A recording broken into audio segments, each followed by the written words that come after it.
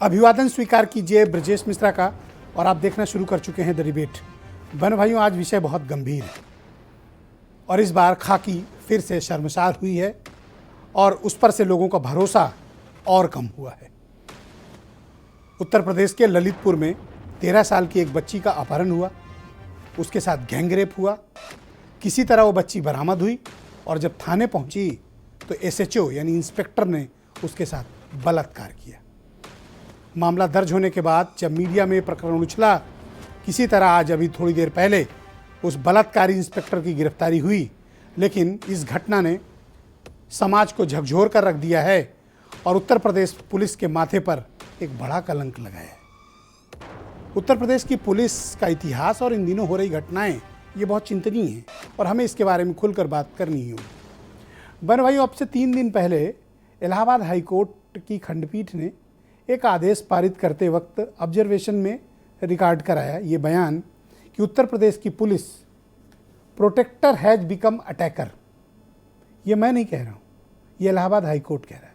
और अब से ठीक 3 दिन पहले उत्तर प्रदेश पुलिस के बारे में इलाहाबाद हाईकोर्ट का ये ऑब्जर्वेशन है।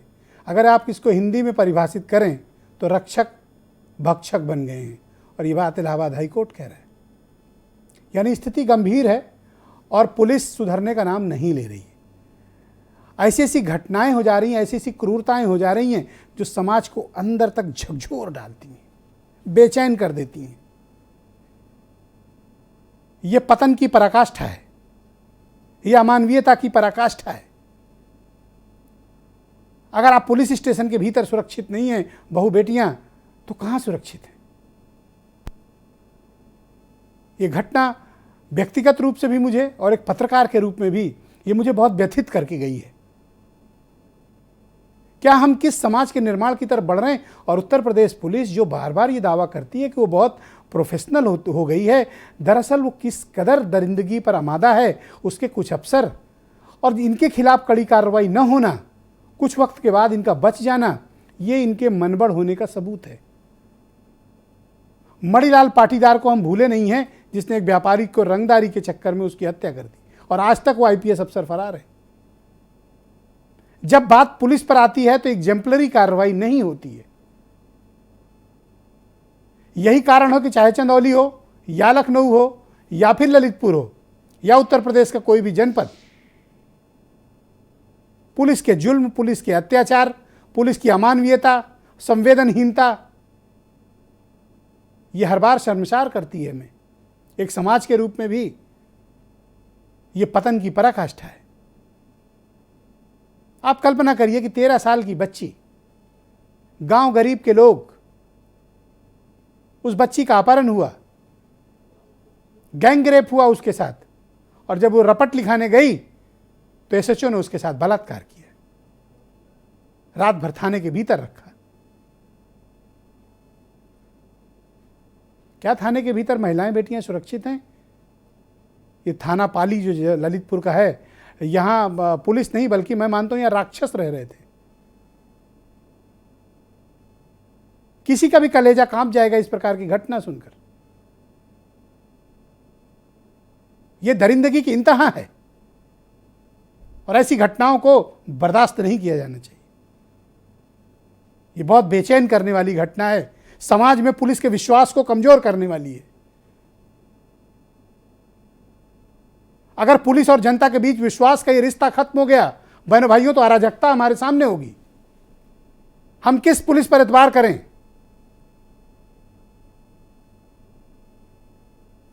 कर्तव्य निष्ठा और संविधान की शपथ लेने वाले इन दरिंदों को, इनके हाथ अगर बहु बेटियां लग रही हैं तो ये क्या कर रहे हैं? ये उदाहरण आपके सामने, ये घटना, ये दरिंदगी की पराकाष्ठा हो, चाहे चंदौली की घटना हो या फिर अब ललितपुर की। पुलिस द्वारा कारित अपराध बढ़ता जा रहा है। वाराणसी की घटना जिसका मैं उल्लेख कर रहा हूं, जिस पर इलाहाबाद हाईकोर्ट ने आदेश पारित किया और ऑर्डर में लिखाया, police has become protector, has become attacker. इन्हीं जैसे अफसरों के लिए यह बात लिखी गई है। और बहन भाई, इस पर राजनीति नहीं होनी चाहिए, इस पर कठोरतम कार्रवाई होनी चाहिए। यह बहुत निंदनीय घटना है, समाज को कलंकित और दूषित करने वाली घटना है और हमें ऐसी घटनाओं का प्रतिकार करना चाहिए। ये किसी के साथ भी हो सकता है और पुलिस को इतनी खुली छूट किसी भी कीमत पर नहीं मिलनी चाहिए। मैं उम्मीद करता हूं कि राज्य सरकार इस पूरे मामले पर एग्जेम्पलरी कार्रवाई करेगी। ऐसी कार्रवाई होनी चाहिए जो एक नजीर बने, एक उदाहरण प्रस्तुत करे।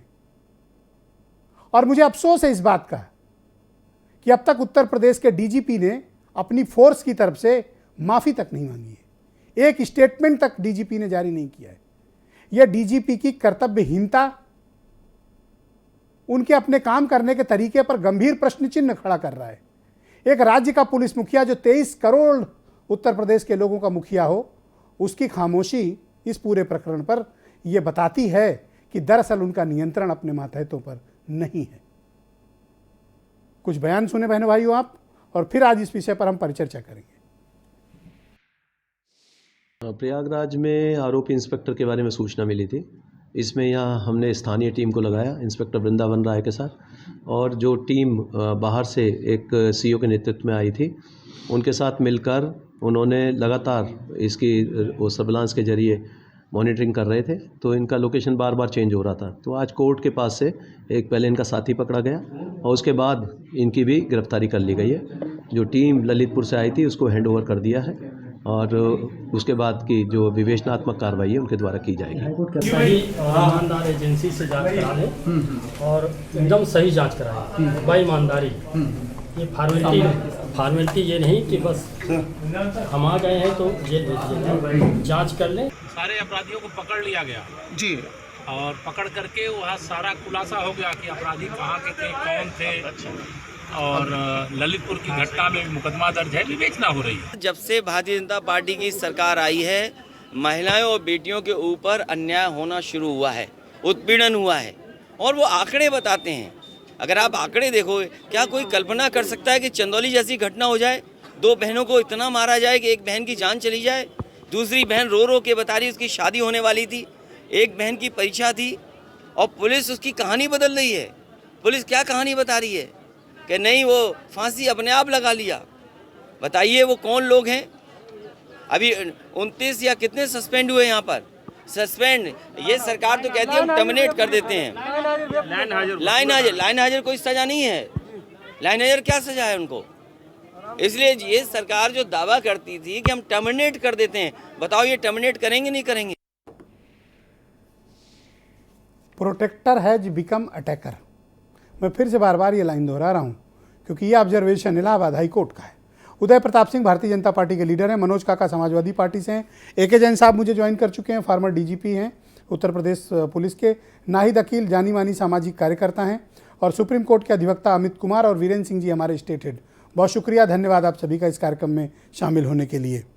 सरकार बनने के 1.5 महीने के भीतर ये सब क्या हो रहा है? उत्तर प्रदेश पुलिस किस तरह जनता के साथ अत्याचार कर रही है उदय प्रताप जी, और आपकी सरकार क्या कड़े कदम उठाने जा रही है इन आरोपियों के खिलाफ?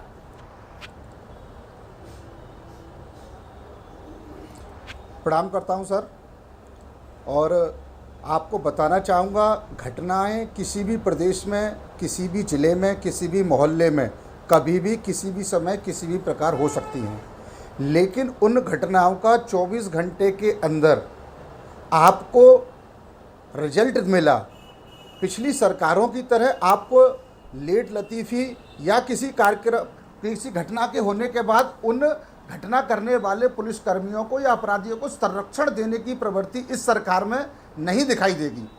और बड़े भाई, मैं ये मानता हूँ जो भी SHO व्यक्ति हैं वो एक पुलिस के भेष में एक रोगी वाली मानसिकता के व्यक्ति हैं, क्योंकि ऐसा कर्म, ये कुकृत्य केवल एक पशु या पशु की मानसिकता वाले व्यक्ति ही कर सकते हैं। और मैं उत्तर प्रदेश सरकार का एक अंश होने के नाते आपको ये विश्वास दिलाता हूं कि सब पूरे थाने पर कार्रवाई की गई है और अभी इस मामले में कड़ी कार्रवाई कार्यपालिका के माध्यम से की जाएगी। जी, AK जैन साहब मेरे साथ मौजूद हैं, फॉर्मर DGP हैं उत्तर प्रदेश पुलिस के, और बहुत लंबा समय इनका बीता उत्तर प्रदेश पुलिस के भीतर।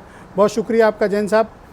ललितपुर की घटना मुझे पता नहीं क्यों व्यक्तिगत तौर पर भी बहुत आहत कर गई, और मुझे उम्मीद है कि इस घटना को आपने भी सुना, देखा और पढ़ा होगा। इस तरह घटनाएं कैसे हो जाती हैं? ये शर्मनाक घटना है। ये एक एक गंदी मछली जैसे पूरे तालाब को गंदा करती है, इस प्रकार का ये व्यक्ति है।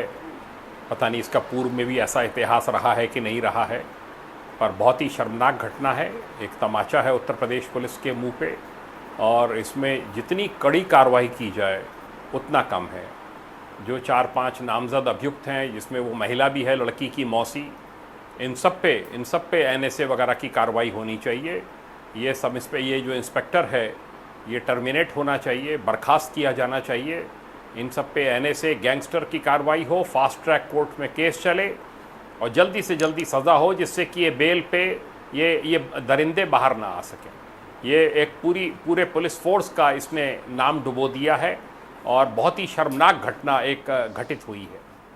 पर जैन साहब, इस तरह की घटनाएं मैं देखता हूं कि प्रायः आती रहती हैं। मैं बार बार जिक्र कर रहा था जो जस्टिस राहुल चौधरी ने अभी 2-3 दिन पहले इलाहाबाद हाईकोर्ट में अपना ऑब्जर्वेशन दिया कि प्रोटेक्टर हैज बिकम अटैकर। ये हाईकोर्ट तक को ये बात कहनी पड़ रही है। इसका मतलब कि पुलिस की छवि पर बहुत गहरा धक्का लगा है। इसको ठीक क्यों नहीं किया जा रहा है?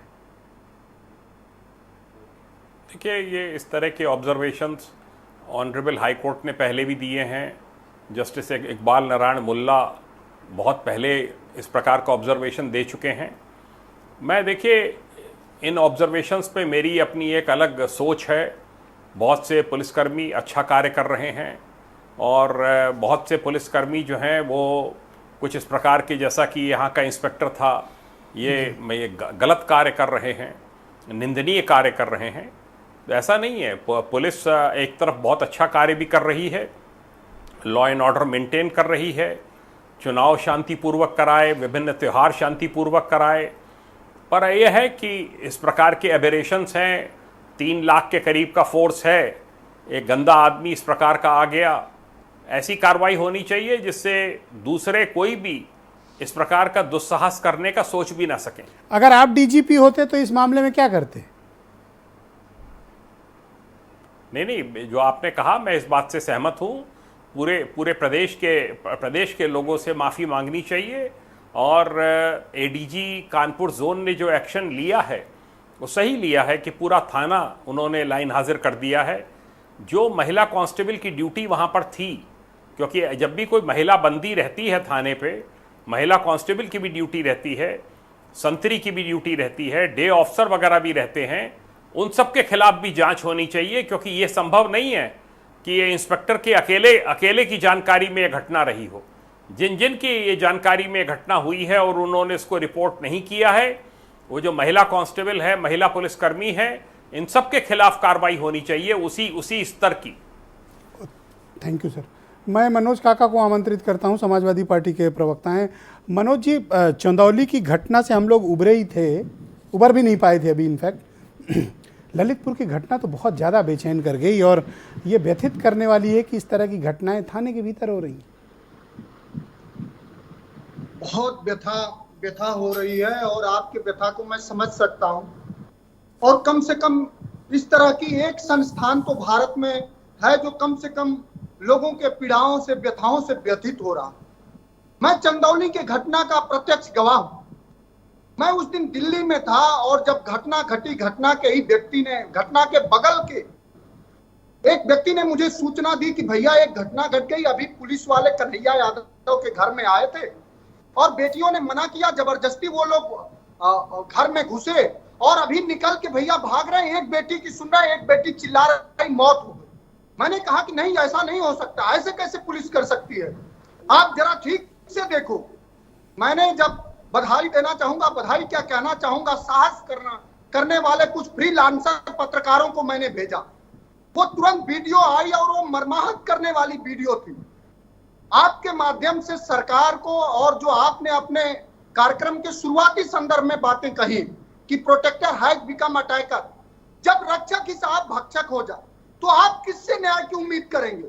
और इस पुलिस के तंत्र में बहुत सारे ऐसे लोग हैं, एक जात के लोग हैं, ये पीड़ा से बात मैं कह रहा हूं, एक जात के लोग हैं जो एक विचारधारा का चादर ओढ़ लिए हैं। ना उनको संविधान से मतलब है, न गरीब की बेटियों से मतलब है, न सुरक्षा से मतलब है, न न्यायिक व्यवस्था पर उनका भरोसा है। वो सिर्फ और सिर्फ लोगों पर अन्याय कर रहे हैं। आज जो ललितपुर की घटना घटी, रोंग के खड़े हो जाते हैं। सबके घरों में बेटियां होंगी, बाहर जाती होंगी। आपको अपना एक व्यक्तिगत अनुभव साझा करना चाहूंगा। जब चंदौली के बेटी को हम मणिकर्णिका घाट पर, जब मणिकर्णिका घाट की गलियों में उसके हम 100 लेके चल रहे थे, तो उसके 100 से खून टपक रहे थे, और वो सीन मैं भूल नहीं पा रहा हूं। क्या दोष था उस बेटी का? क्या दोष था? बस इतना ही दोष था कि वो एक गरीब की बेटी थी, जिसका बाप सिर्फ एक गिट्टी छड़ सीमेंट की दुकान करके अपना जीवन चला रहा था। उस पर सिर्फ 151 के मुकदमे थे। जब एसएचओ उससे हर महीना पैसे मांगता है, वो पैसे मांगने से इनकार कर देता है, तो उसको जिला पदर कर दिया जाता है। इसी चंदौली में आप भी जानते हैं और पूरा देश जानता है कि एक से अपराधी हैं, माफिया हैं। ये सरकार उनको लेजिस्लेटिव काउंसिल बनाती है, विधायिका उनको विधानसभा में भेजती है। लेकिन एक गरीब के साथ इतना अन्याय होगा साहब? इस तरह हमको इसी लोक व्यवस्था में जीते हैं साहब? क्या जो लोग आज सत्तासीन है, क्या इसी व्यवस्था के तहत आए हैं? आप बताइए, ये सवाल है। और इससे और उदासीनता और क्या होगी कि यहाँ का विधायक, यहाँ के सत्ता के लोग उस गरीब की बेटी के साथ संवेदना दिखाने के बजाय उन अपराधियों के साथ खड़े नजर आ रहे हैं, और ये कह रहे हैं कि नहीं, कुछ भी नहीं हुआ। मैं नहीं नाम लेना चाहूंगा। एक बड़े अफसर ने हमसे कहा कि अपना ट्वीट डिलीट कर दो। आप समझिए किस तरह का अन्याय बढ़ा। वो तो राष्ट्रीय अध्यक्ष जी को मैंने तुरंत बात बताई, और उन्होंने एटवंस संज्ञान लिया, और एटवंस उन्होंने बड़े अधिकारियों से बात करा। हम जो जैन साहब के बात से हम सहमत हो रहे हैं। हम ये मानते हैं कि सिस्टम में सब नहीं खराब है, सिस्टम में अच्छे लोग भी हैं, लेकिन सभी लोगों से बस एक गुजारिश है कि आप संविधान सम्मत होकर रहिए, संविधान सम्मत होकर रहिए। आप किसी जाति, पार्टी की विचारधारा मत ओढ़िए और न्याय करिए। और कम से कम आप जैसे पत्रकारों से और न्यायपालिका से ही अब उम्मीद बढ़ रही है।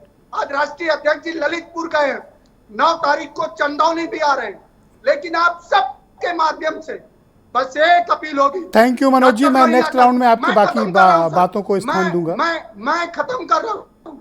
डॉक्टर लोहिया कहता था कि दुनिया में हर देश का, हर समाज का उत्थान उसके स्त्रियों के उत्थान से नापा जाता है।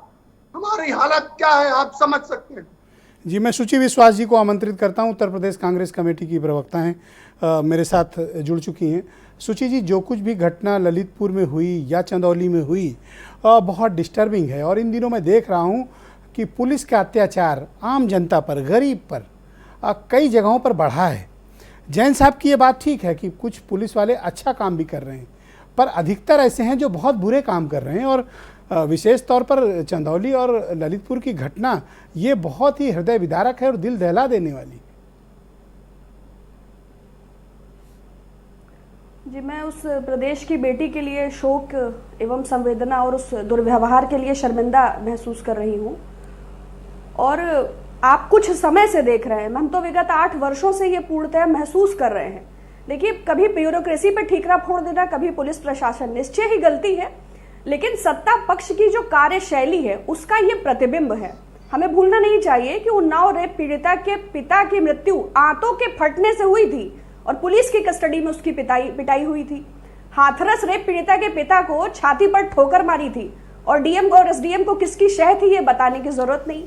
तो वो केस चिन्मयानंद का हो, वो सेंगर का हो, वो उरई की घटना हो, झांसी की घटना हो, प्रयागराज की घटना हो, चंदौली की या ललितपुर की घटना, जिस प्रदेश के मुख्यमंत्री ठोको नीति लाते हैं, एनकाउंटर पॉलिसी के ध्वजावाहक हैं, उस प्रदेश में आप और क्या अपेक्षा कर सकते हैं?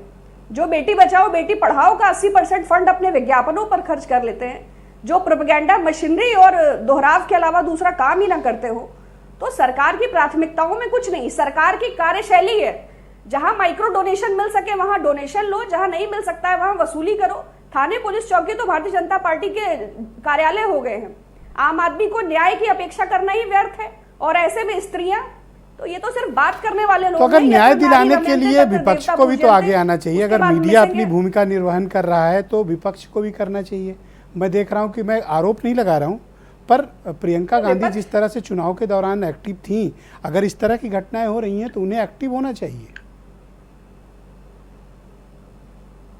देखिए, यदि मैं आपके सामने हूं तो मैं प्रियंका जी की प्रतिनिधि के तौर पर हूं, और क्या संगठन, क्या देश स्तर पर कितना दिख रहा है ये अन्यत्र विषय है। आपको भी भली भांति ज्ञात है कि वो सोशल मीडिया प्लेटफॉर्म्स हो, इलेक्ट्रॉनिक प्लेटफॉर्म हो या डिजिटल प्लेटफॉर्म्स हो या प्रिंट प्लेटफॉर्म्स हो, तो कितना वॉइस एम्पलीफाई हो रही है, that is the different thing. किंतु हम समाज के हर वर्ग के संकट को लेकर समकक्ष खड़े हैं, वो कृषि का हो, वो खाद्यान्न का हो, वो सुरक्षा का हो, या फिर चंदौली ललितपुर जैसी घटनाएं हो, हम अपने स्तर पर लगातार सक्रिय हैं। मैं नाहिद अकील जी को आमंत्रित करता हूं इस डिबेट में। नाहिद जी, ये जो घटनाएं हुई, विशेष तौर पर चंदौली और अब ललितपुर की घटना, अगर बहन बेटियां थाने के भीतर सुरक्षित नहीं हैं और इस तरीके की दरिंदगी हो रही है उनके साथ, आप सोचिए 13 बरस की वो बेटी, उसके दिमाग में किस तरह का मानसिक प्रभाव पड़ा होगा कि पहले तो वो खुद बेचारी गैंगरेप की शिकार, उसके बाद रपट लिखाने जाती है तो इंस्पेक्टर रेप करता है। ये क्या हम किसी सभ्य समाज में इस बात की कल्पना भी कर सकते हैं? ब्रजेश जी, आज मैं बहुत आहत हूँ और मैं गुस्से में, मेरा मन दुखी है, बहुत मतलब पीड़ा में हूँ, बहुत गुस्से में हूँ। मैं बस यही कहूँगी, आज सवाल मैं करूँगी, पुलिस क्यों ऐसा कर रही है। मैं ये नहीं कहूँगी कि इस थाने में ऐसा हुआ, ये 8 सालों से विगत कॉन्टिन्यूअस हम लोग देखते आ रहे हैं, एक लंबी फहरिस्त है। पुलिस ऐसा क्यों कर रही है? ये जो पिंक बूथ और ये बूथ के ड्रामे हो रहे हैं, वो क्या हो रहा है? और राजनीतिक दल क्या महिलाओं को सुरक्षा नहीं दे सकते हैं? और नहीं दे सकते हैं तो हमें 50% रिजर्वेशन दे, हम अपनी सुरक्षा खुद कर लेंगे।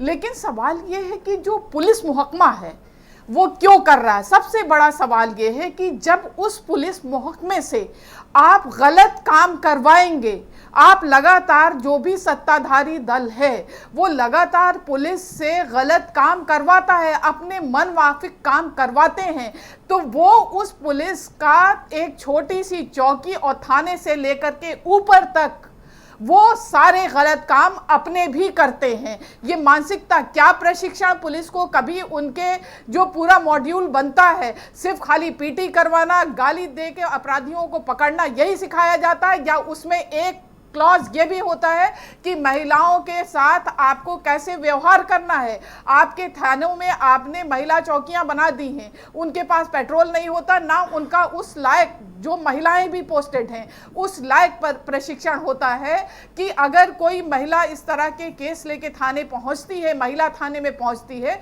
तो उसके साथ बहुत नरम तरीके से बातचीत की जाए। अगर कोई लड़की किसी घटना को लेकर के पहुंचती है तो पहले उसका पोस्टमार्टम पूरा पुलिस मुहकमा कर देता है, उसको अंदर से तार तार कर देता है, गंदे सवाल पूछ करके उसको आधा बलात्कार उसका थाने में हो जाता। अगर किसी ने छेड़ा भी होगा और वो महिलाएं अगर थाने में, वो बच्चियां थाने में आती हैं, इतने वाहियात, इतने बेहुदे सवाल ये लोग पूछते हैं कि आधा बलात्कार तो ये थाने में कर देते हैं। तो ये कौन करेगा? मुझे समझ में नहीं आता कि पिछली सरकार तो ऐसी घटनाएं क्या इशारा करती हैं? जो कुछ भी ललितपुर जैसी जगहों पे हुआ, ये बहुत ही दुखदाई है। ये दुखदाई है क्योंकि देखिए, अगर आप किसी भी व्यक्ति से गलत तरीके से अपने काम करवाएंगे, आज जो इनकी बुलडोजर नीति, ये यहाँ से अमेरिका तक को बुलडोजर का प्रचार प्रसार कर रहे हैं, ये पुलिस वालों के घर में बुलडोजर चलाएंगे,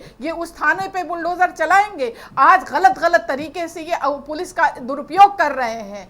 पुलिस रिफॉर्म क्यों नहीं होता इस देश में कि पुलिस स्वतंत्र होकर काम कर सके? हमेशा राजनीतिक दलों की पिट्ठू बनी रहती है पुलिस। क्या करती है पुलिस?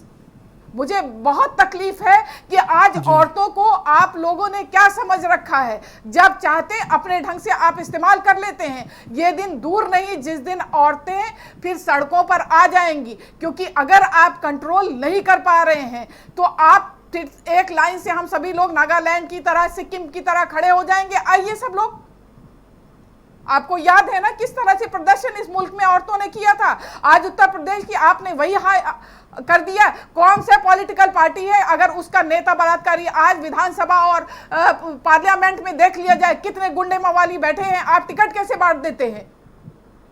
कहीं कंट्रोल है तो कैसे औरतों के प्रति मानसिकता साफ होगी? मैं समझ सकता हूं आपकी पीड़ा। मैं अमित कुमार जी को आमंत्रित करता हूं, दिल्ली से मुझे ज्वाइन कर चुके हैं, सुप्रीम कोर्ट के जाने माने अधिवक्ता हैं। अमित कुमार जी, बहुत धन्यवाद आपका समय देने के लिए। सबकी राय समेट कर फिर मैं आपके पास इसलिए आया हूं ताकि मैं इसके कानूनी पहलू को भी समझ सकूं, और विशेष तौर पर जिस आदेश का मैं उल्लेख कर रहा हूं इलाहाबाद हाई कोर्ट का, वो भी बहुत महत्वपूर्ण है इस परिप्रेक्ष्य में जो कुछ भी घटनाएं उत्तर प्रदेश में पुलिस द्वारा कारित की जा रही हैं। देखिए, ये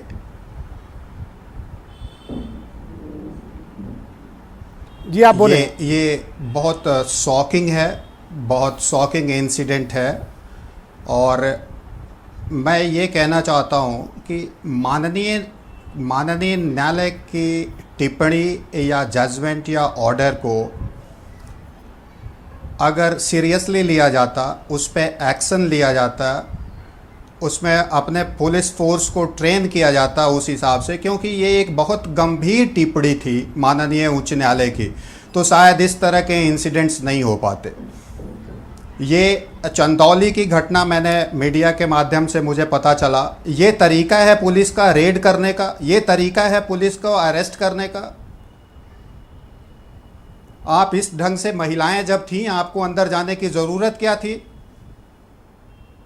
और दूसरी घटना ये ललितपुर की जो आ रही है, ये तो किसी सभ्य समाज में ये this is a black spot.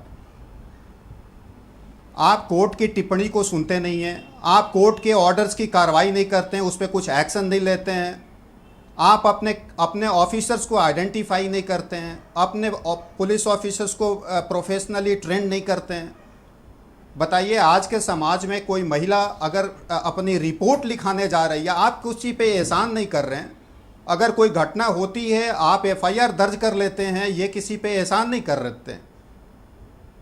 लेकिन फिर भी एक सकारात्मक, मैं इस गवर्नमेंट का एक चीज़ मुझे पुलिस फोर्स का अच्छा लगा कि बहुत सही समय पे एटलीस्ट इन्होंने एक्शन लिया, इन्होंने मुकदमा दर्ज किया, इन्होंने अरेस्ट किया, एटलीस्ट ये कुछ कर रहे हैं। लेकिन इसकी गंभीरता से निष्पक्ष जांच होनी चाहिए और टाइम बाउंड इसकी जांच करके चार्जशीट फाइल करके इसका ट्रायल कंक्लूड कराने की कोशिश करनी चाहिए। बहुत धन्यवाद आपका अमित जी। मैं बीरेन जी के पास चलता हूँ। बीरेन जी भी हमें ज्वाइन कर चुके हैं इस डिबेट में, हमारे स्टेट हेड हैं। वीरेन जी, इन दिनों मैं देख रहा हूँ कि पुलिस की ब्रूटैलिटी यानी क्रूरता थोड़ी बढ़ती जा रही है, और चंदौली की घटना को अभी लोग भूल भी नहीं पाए थे और वो दर्द लोगों के मन में था, तब तक ये घटना ललितपुर की कारित पुलिस ने कर दी। और ये बहुत स्तब्ध करने वाली है कि 13 साल की एक मासूम बच्ची के साथ ऐसी घटना हो जाए कि गैंगरेप हो जाए और फिर वो रपट लिखाने के लिए जाए तो दरोगा जी उसके साथ बलात्कार कर दे। मतलब ये तो पूरी व्यवस्था पर प्रश्न चिन्ह खड़ा करने वाली बात हो गई। बिल्कुल, देखिए, योगी सरकार को बने हुए अभी 1 महीना हुआ है उत्तर प्रदेश में, और पूरी जो कानून व्यवस्था है पुलिस ने उसको चरमरा के रख दिया है। 3 दिन के भीतर चंदौली और ललितपुर जैसी जो 2 बड़ी हृदय विदारक घटनाएं हुई हैं, महिलाओं और बेटियों के साथ जो अत्याचार की पराकाष्ठा हुई, उस पर संयोग से अभी तक कोई बड़ी कार्रवाई नहीं हो पाई है। पुलिस पूरी तरह से, जब से चुनाव का रिजल्ट आया है, ऐसा लगता है कि अधिकारी भी निरंकुश हो गए हैं कि अब सरकार वही रहेगी, हमको हटाने वाला कोई नहीं है, हमारी सब सेटिंग है, और नीचे उनके मातहत और बेलगाम हो गए, अत्याचार और बलात्कार करने लगे। आज पूरे प्रदेश में आग लग गई है। सारे विपक्ष के नेता जा रहे हैं ललितपुर और चंदौली, लेकिन सत्ताधारी दल के कोई नेता अभी तक घाव पर मरहम लगाने नहीं पहुंचे। हर जिले में प्रभारी मंत्री हैं, विधायक हैं, कई सारी सीटें बीजेपी ने जीती हैं, लेकिन सन्नाटा पसरा हुआ है। कोई सरकार नहीं चाहती कि उसके यहाँ बलात्कार हो, हत्या हो, लूट हो, डकैती हो, लेकिन जब पुलिस को पैसा कमाने की ज़रूरत है तो चाहे हत्या हो, चाहे लूट हो, चाहे बलात्कार हो, उसको तो पैसा से मतलब है। वो पैसा दे के अगर थाना बिका है तो थानेदार वसूलेगा। ये जरूर है कि बहू बेटियों की आबरू अभी तक नहीं लूटी जाती थी थानों में, अब शायद इसकी भी उनको परवाह नहीं है। हर थाने में महिला डेस्क बनाई गई है। वो महिला डेस्क खाली नाम की है या थाना अध्यक्ष के इशारे पर चलती है। ये पिंक बूथ, ये पिंक वाहन, ये सब आज ब्लैक हो गया है। इसने सरकार के मुंह पर कालिक पोत दी है, काला दाग लगा दिया है। आज सबसे बड़ी सवाल ये उठता है ब्रजेश जी कि अगर एक थाने में एक बच्ची पूरे रात रही, थानेदार उसको रखे रहा, रेप किया, 3 दिन बाद उसने चाइल्ड केयर में जाके इस बात का खुलासा किया, रिश्तेदार उसे चुप रखे रहे, तो क्या कोई जो सुपरविजन अधिकारी हैं, सबसे करीब सीओ, क्या उनको नहीं पता लग पाया? एडिशनल एसपी, इनको नहीं पता लग पाया? मानते हैं कि ये खाली सुपरविजन अधिकारी है, ये थानेदार का कुछ नहीं बिगाड़ सकते, क्योंकि वो सीधे एसपी से ऊर्जा पाता है। एसपी उसका माई बाप है, वही उसको थाना देता है और हटा सकता है। निखिल पाठक जो ललितपुर के एसपी हैं, उनके खिलाफ सरकार कार्रवाई क्यों नहीं करती है? हाँ, इस एसपी को सस्पेंड कर देना चाहिए। ये निहायत नकारा एसपी है ललितपुर का, इसके खिलाफ तत्काल कार्रवाई करनी चाहिए। इसको सस्पेंड करके इसके खिलाफ डिसिप्लिनरी इंक्वायरी होनी चाहिए, डिपार्टमेंटल इंक्वायरी ऐसे निकम्मे एसपी के खिलाफ की जानी चाहिए। पता नहीं कौन लोग हैं जो सरकार में ऐसे फीडबैक देते हैं और ऐसे अफसर पोस्ट कैसे कर दिए जाते हैं कि हाथ बांध कर रख देते हैं। आज पुलिस सुधार के तमाम सारे फरमान जारी होते हैं। पिछले 5 साल में सरकार रही तब भी, और इस 1 महीने में भी प्रेजेंटेशन चला विभागों का, गृह विभाग का भी था, उसमें पुलिस सुधार के तमाम सारे किस्से कहानियां सुनाए गए। 1 महीने में क्या परिणाम आ रहा है ये लोगों के सामने है। पुलिस का काम लोगों की सुरक्षा देना है कि जो फरियादी थाने पे आवे, महिला और बेटी उसकी इज्जत लूट लो। पुलिस इस काम में लग गई है कि खाली पैसा वसूलो, शराब से, डग्गा मार वाहन से, खनन से, लॉटरी से, जुआ खिला के, शराब बेचवा के, ये खाली पैसा वसूलो। इंसाफ कानून का जो तकाजा है, जो पीड़ित हैं उनको न्याय देने के पास इनके लिए टाइम ही नहीं है। ये समय कब देंगे? एक्सीडेंट हो जाए पोस्टमार्टम में करा के ये सबसे इतनी कर लेते हैं। हत्या, लूट और बलात्कार हो जाए तो इनकी लॉटरी लग जाती है, 50 सैकड़ों लोगों से डरा के पैसा वसूली हो जाती है। पुलिस के पास यही काम बचा है। कमिश्नरेट खोले जा रहे हैं महानगरों में, छोटे छोटे शहरों में एसपी माई बाप है, उस पर कोई कार्रवाई नहीं होती। कैसे रुकेगा? कमिश्नरेट से फायदा तो हुआ, छोटी छोटी मॉनिटरिंग है, लेकिन जो छोटे जिले हैं वहाँ पर नहीं हो पा रहा है कुछ। कुल मिलाकर यह है कि जो थाना खरीद के जाएगा वो पैसा कमाएगा, और ये जो बच्चियों के साथ ये तो असंवेदनहीनता है, ये हैवानियत है, और इसके कई उदाहरण रहे हैं। हमेशा पुलिस की लापरवाही से होते रहे, अब पुलिस जानबूझकर करने लगी है। लेकिन जो जिम्मेदार हैं उन पर तो कार्रवाई करनी पड़ेगी जी। क्या अब महिलाएं थाने में एप्लीकेशन लेके ना जाएं? जो बच्ची 1 हफ्ते से अपहरण हुआ, बलात्कार हो रहा है, गैंग रेप हो रहा है, वो अगर कहीं से आ गई तो फिर थाने वाले भी उसके साथ इस तरह दुष्कर्म करें? ये कानून की कौन सी किताब में लिखा है? कौन सी मर्यादा कहती है? ये पुलिस वालों के अपने बाल बच्चे भी होंगे। नहीं, ये सीनियर अफसरों पर एक्शन क्यों नहीं होता है? डीआईजी पे एक्शन होना चाहिए, आईजी पे होना चाहिए, एडीजी के खिलाफ कार्रवाई होनी चाहिए। ये बड़ा दुर्भाग्य और है। डीजीपी क्यों खामोश बैठे हुए हैं? मैं तो देखता हूँ उस सीन से, मतलब ऐसा लगता है कि उत्तर प्रदेश डीजीपी विहीन है। डीजीपी नाम की कोई संस्था एग्जिस्ट ही नहीं करती यूपी में। देखिए, पुलिस के सिस्टम में जब से नए डीजीपी आए हैं, उनकी उपस्थिति और उनकी हनक वो कहीं दिखती नहीं है। सरकार ने भी शायद ये मान लिया है कि खाली एक नाम का व्यक्ति बैठा दो, काम दूसरे से लो। काम वो मूछ वाले एडीजी करते हैं, वही आते हैं सामने। और चूंकि ये शासन और सरकार और पुलिस, ये तीनों कानून व्यवस्था पर सीधे धक्का लगता है इनको। अगर इस पर तत्काल कार्रवाई होने लगे तो थोड़ा अफसरों में भय पैदा हो। लेकिन आईएएस अफसरों का 3 निलंबन हुआ है, आईपीएस का किसी का अभी जिले में निलंबन नहीं हुआ। जिले में जिसकी जो सेटिंग है वो चल रही है। कहने को ब्रजेश जी योगी की सरकार है, ठाकुरों का राज है, लेकिन कौन राज कर रहा है उत्तर प्रदेश की पुलिस में ये सबको पता है। अब ये सब बातें कहने का वक्त नहीं है। वक्त ये है कि हमारी बहन बेटियों की इज्जत आबरू कैसे बचाई जाए। सरकार इन अफसरों पर ऐसी कार्रवाई करे जो नज़ीर बने। हम तो ये कहते हैं कि हर घर में एक बेटी हो, लोगों को ये पता चले कि दूसरों की बेटियों को रुलाने का, दर्द देने का तकलीफ क्या होती है। जब अपने बच्चों को चोट लगती है तब आदमी को इसका एहसास होता है। एक दूर दराज उत्तर प्रदेश के सबसे किनारे के ज़िले में लखीमपुर में ललितपुर में ये घटना हुई, जहां पहुंचना बड़ा दुरूह कार्य है। पाली थाना आज बदनाम हो गया पूरे उत्तर प्रदेश में। एक बच्ची जो 13-14 साल की है, कैसे उसका जीवन चलेगा? सरकार के मुआवजे से उसके घाव पे मरहम नहीं लगेगा। ये पुलिस वाले ने जो उसको दर्द दिया है, लेकिन क्या कहेंगे? हमको, आपको, सबको इसी समाज में रहना है। ये हैवानियत का गंदा खेल हुआ था। आंध्र प्रदेश में डॉक्टर रेड्डी को साथ बलात्कार हुआ, आरोपियों को पुलिस ने जो सजा दी पूरी दुनिया ने देखा है।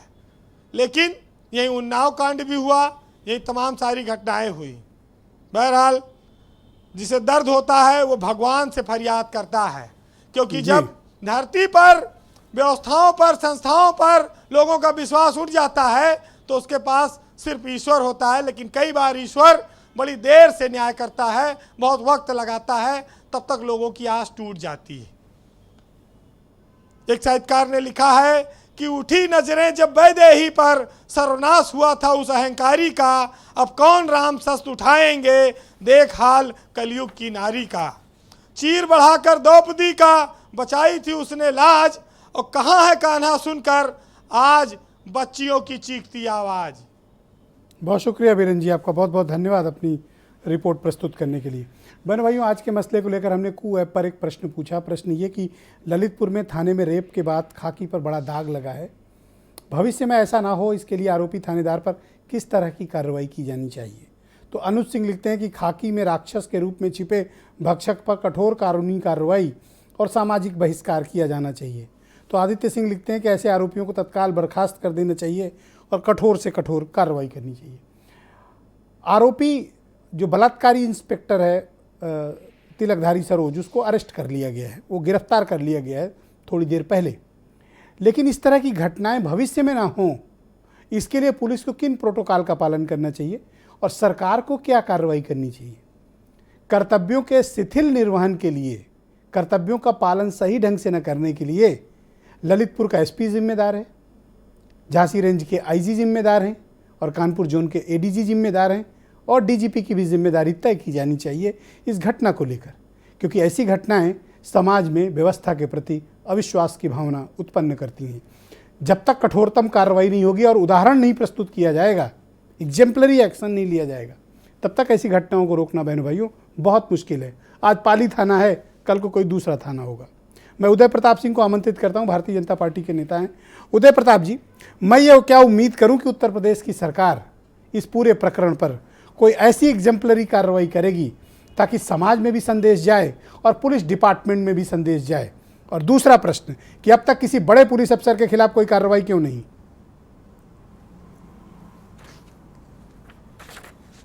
बड़े भाई, आपके चैनल के माध्यम से उत्तर प्रदेश की जनता को मैं ये विश्वास दिलाते हुए कहना चाहता हूं कि योगी आदित्यनाथ जी के नेतृत्व में उत्तर प्रदेश की सरकार ललितपुर रेप केस में लगभग कानूनी तौर पर जितनी भी सुसंगत धाराओं में कार्रवाई हो सकती है वो कर चुकी है।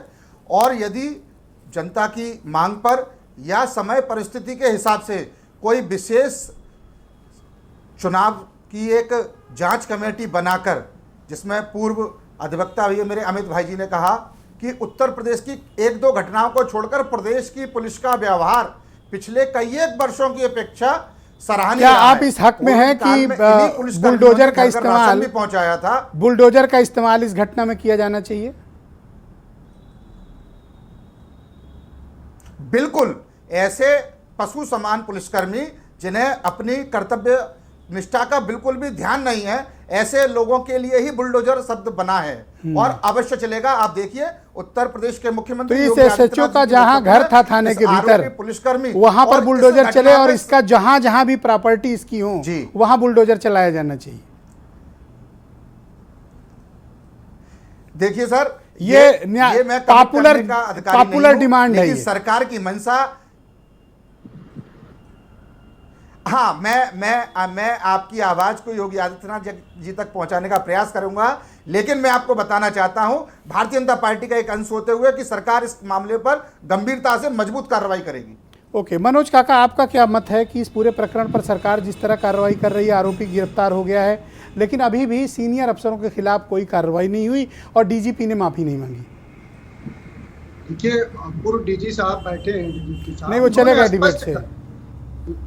मैं देख नहीं पा रहा हूं क्योंकि मैं स्काइप से जुड़ा हुआ हूं। Okay, go ahead. उन्होंने अपने पूर्व के वक्तव्य में कहा कि ये पूरे संस्थान की बेईमानी है, पूरे संस्थान के ऊपर कलंक लगा है, तो पूरे डीजीपी को माफी मांगनी चाहिए। और डीजीपी को ही नहीं, अगर संवेदनशीलता होती तो सरकार को भी मांगना चाहिए। जो सरकार बेटी बचाओ बेटी पढ़ाओ के नारों पर इतना पैसे खर्च करती है और बेटियों की क्या हाल है जब उसको एसएचओ को। और दूसरी एक गंभीर बात है, जो व्यक्ति उस ललितपुर की बेटी का अपहरण करके ले गया था भोपाल, जो सूचना आ रही है वो सूचना आ रही है कि वो भारतीय जनता पार्टी का व्यक्ति है।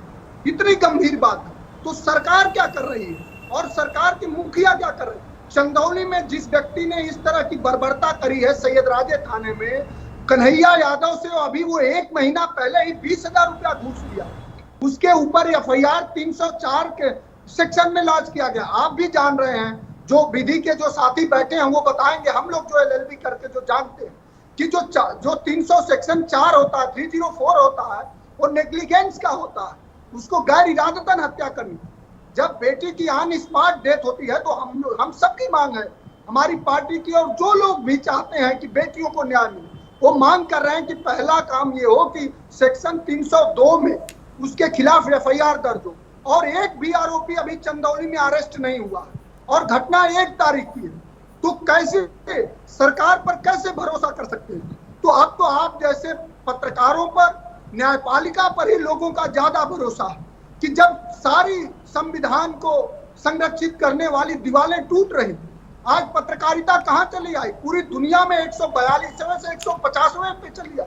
तो हम सबको सोचने की जरूरत है कि हम जिस लोक व्यवस्था में रह रहे हैं उसके सभी सुरक्षा के मानक दिन ब दिन धूल धूसरित क्यों किए जा रहे हैं? मैं सुचि विश्वास जी को आमंत्रित करता हूं। सुचि विश्वास जी, हालांकि ये आरोपी इंस्पेक्टर को अरेस्ट कर लिया गया अब से थोड़ी देर पहले प्रयागराज में ललितपुर प्रकरण में, लेकिन मैं देख रहा हूं कि सीनियर अफसरों के खिलाफ कोई कार्रवाई नहीं हो रही है। ये डर पुलिस डिपार्टमेंट में डिसिप्लिन तभी आएगा या व्यवस्थाओं में सुधार तभी होगा जब ये सीनियर ऑफिसर्स के खिलाफ कठोर कार्रवाई हो और उनकी जिम्मेदारी तय की जानी चाहिए। हाँ, निश्चय ही करनी चाहिए। आपने कहा एडीजी या डीजीपी या एसपी पर किसकी कृपा दृष्टि है और किसके संरक्षण में उनको ये सर्वाधिकार सुरक्षित है और कौन उन्हें बचाता है जो इस तरह की पाशविकता थानों में अंजाम दी जाती है। और अभी वीरेंद्र जी ने कहा कि हाँ, कार्यवाही नहीं हुई, ये दुर्भाग्य है। दुर्भाग्य का तो ये तो उत्तर प्रदेश का है, और अगर कार्यवाही इन अधिकारियों पर नहीं हो सकती है तो माननीय मुख्यमंत्री जी स्वयं जिम्मेदारी लें और पदमुक्त हो जाएं। अगर वो प्रदेश को न्याय व्यवस्था के साथ संचालित करने में सक्षम नहीं है तो अपने मठ की ओर प्रस्थान करें। कब तक ये चंदा वसूली करके भारतीय जनता पार्टी के कार्यालयों को सुरक्षित करते रहेंगे? कुछ जिम्मेदारी तो उनकी उत्तर प्रदेश के नागरिकों के प्रति भी है, कुछ जिम्मेदारी तो उनकी आधी आबादी के प्रति भी है।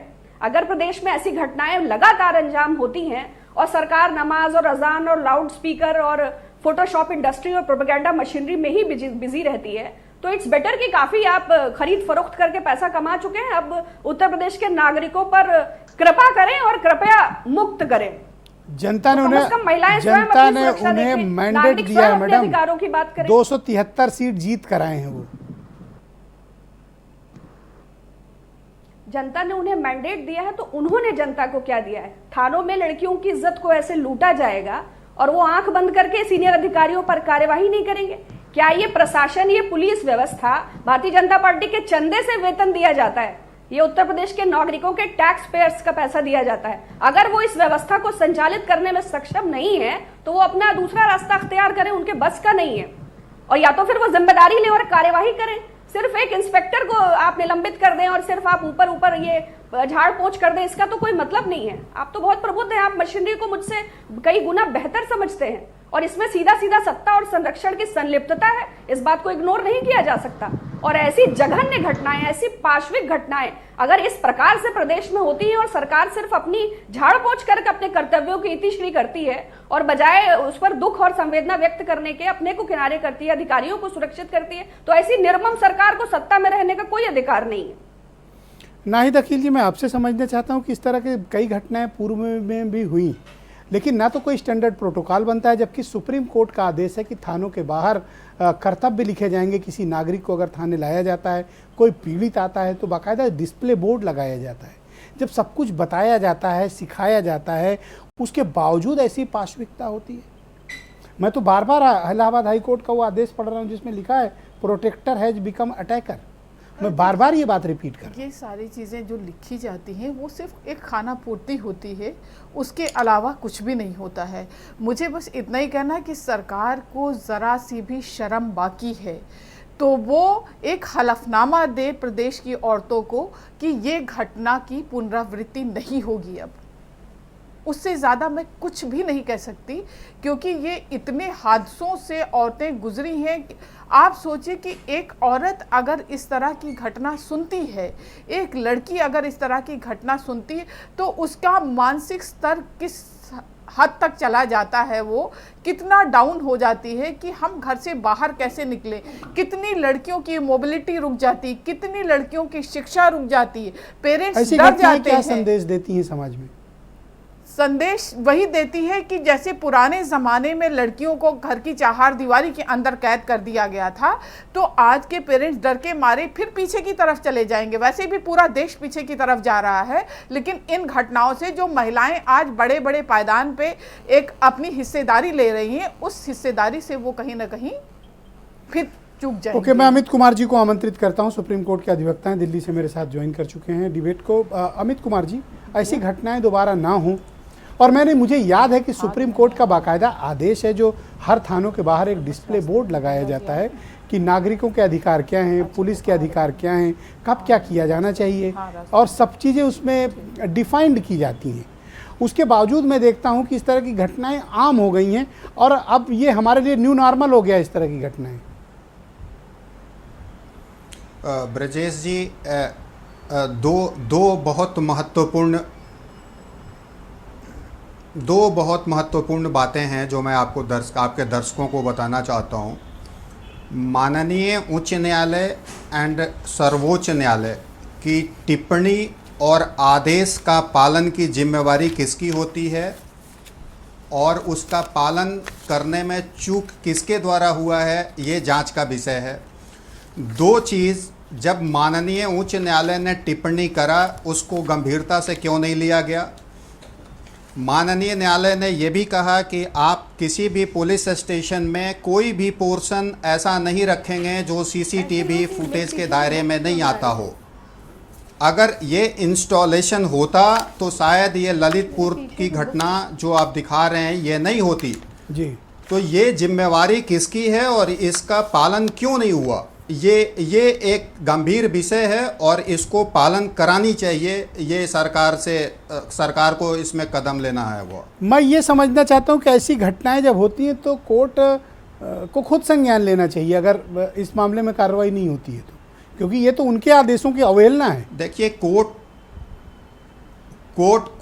कोर्ट संज्ञान लेती ही है। कोर्ट ऐसी बात नहीं है, जितनी चीज़ें उसके जानकारी में आती है कोर्ट संज्ञान लेती है, लेकिन सरकार का काम है, पुलिस का काम है। आखिर ये क्या कर रहे हैं जी। सारी चीज़ें कोर्ट नहीं कर सकती हैं। कोर्ट के अपने लिमिटेशंस हैं, कोर्ट के अपने जो जनरल मैटर्स हैं वो करने हैं।